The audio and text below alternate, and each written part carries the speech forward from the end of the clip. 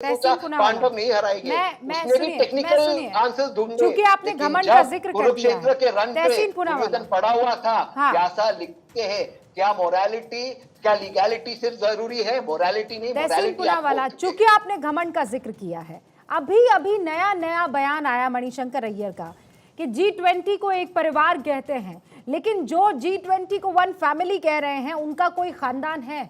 मणिशंकर अय्यर को मोदी से प्रॉब्लम क्या है?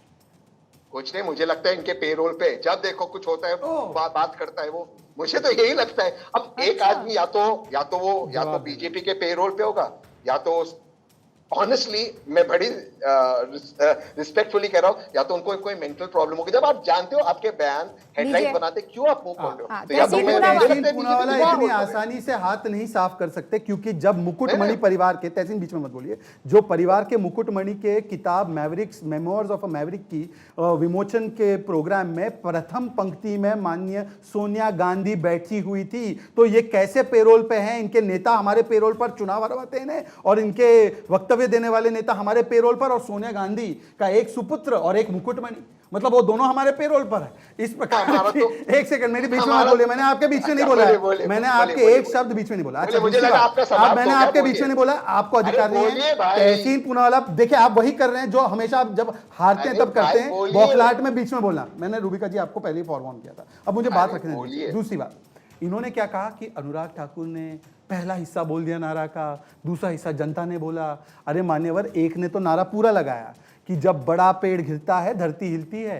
अब उस नारे को क्या बोलते हैं जिसमें कि नरसंहार हुआ और 84 में 3,500 सिख भाई बहनों को मार दिया गया, बलात्कार उनकी बीवियों पत्नियों बेटियों का हुआ उनकी आंखों के सामने। उस पूरे नारे को लगाने वाले और उस जलाने वाली मानसिकता को आगे बढ़ाने वाले सज्जन कुमार में और जगदीश टाइटलर को क्या बोलेंगे आप? कोई शब्द नहीं। और देखा आपने कैसे इनका गोल्ड पोस्ट चेंज होता है। केसी वेणुगोपाल से निकले और आगे अनुराग ठाकुर पर, अनुराग ठाकुर से कहीं यहाँ कहीं वहां पर एक स्पेसिफिक जवाब। लेकिन तहसीन पूनावाला ने बहुत क्लियरली ये तो कहा कि लगता ऐसा है जैसे वो आपके पेरोल पर है, यानी मणिशंकर अय्यर के किसी भी बयान को एंडोर्स तो नहीं किया है ना सोनिया जी। वहां पर किताब इतना तो क्रेडिट मैं आपको एक फैक्चुअल पॉइंट बता दूं, उसी किताब के विमोचन में जहां पर ये सारी बातें उन्होंने संग्रहित करके कही है, उन्होंने कहा कि सोनिया जी ने मुझे आइडिया दिया ये किताब लिखने का। तो अब ये कह दे केवल कि सोनिया जी भी हमारे पेरोल पे, मैं ऐसी शब्दावली नहीं इस्तेमाल कर रहा हूं, मैं केवल एक कॉन्टेक्स्ट के रूप में कह रहा हूं कि अगर ये भी कहना चाहते हैं कि गांधी परिवार हमारे पेरोल पे, तो मैं क्या बताऊं। और घमंड, अहंकार की बात की उन्होंने। मान्यवर तहसीन, आपको घमंड का परिचय दूं।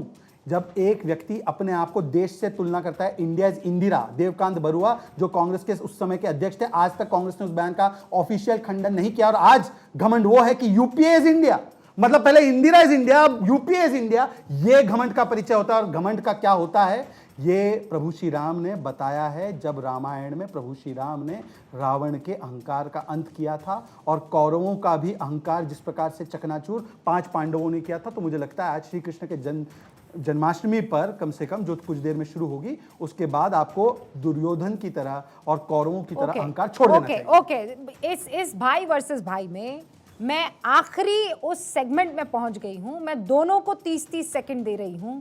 मुझे एक बार ये समझाने की कोशिश कर लीजिए कि इस वक्त जो यहाँ पर एक जिसे कहते हैं गांठ बंदी हुई है, लोकतंत्र में विपक्ष भी है, समझ में आता है, सरकार भी है, समझ में आता है, लेकिन आप लोगों के मन में मतभेद नहीं है, मनभेद है। ये कभी खत्म हो पाएंगे? पहले तहसीन, 30 सेकंड्स टू यू।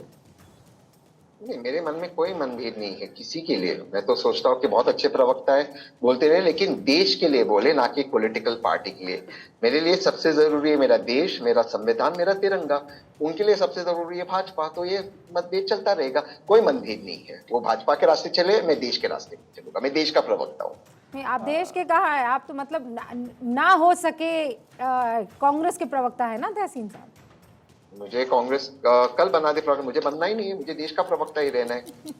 मैं क्यों किसी अपने आप को किसी पार्टी के साथ किसी पार्टी से क्यों जोड़ना है भाई? वो देश के प्रवक्ता है। देखिए मैं आपको बताता हूँ, प्रॉब्लम इनकी यही है कि इन्होंने परिवार को देश मान कर रखा है, इसीलिए हम तो परिवार जन कहते हैं, ये जनता को राक्षस मानते हैं। और मैं आखिरी बात बता दूं, देखिए आजादी का अमृत महोत्सव प्रधानमंत्री ने शुरू किया, उसमें कांग्रेस के कई सारे वरिष्ठ नेताओं, जिसमें सरदार पटेल की भव्य मूर्ति बनाई तो उसके पास कांग्रेस नहीं गई।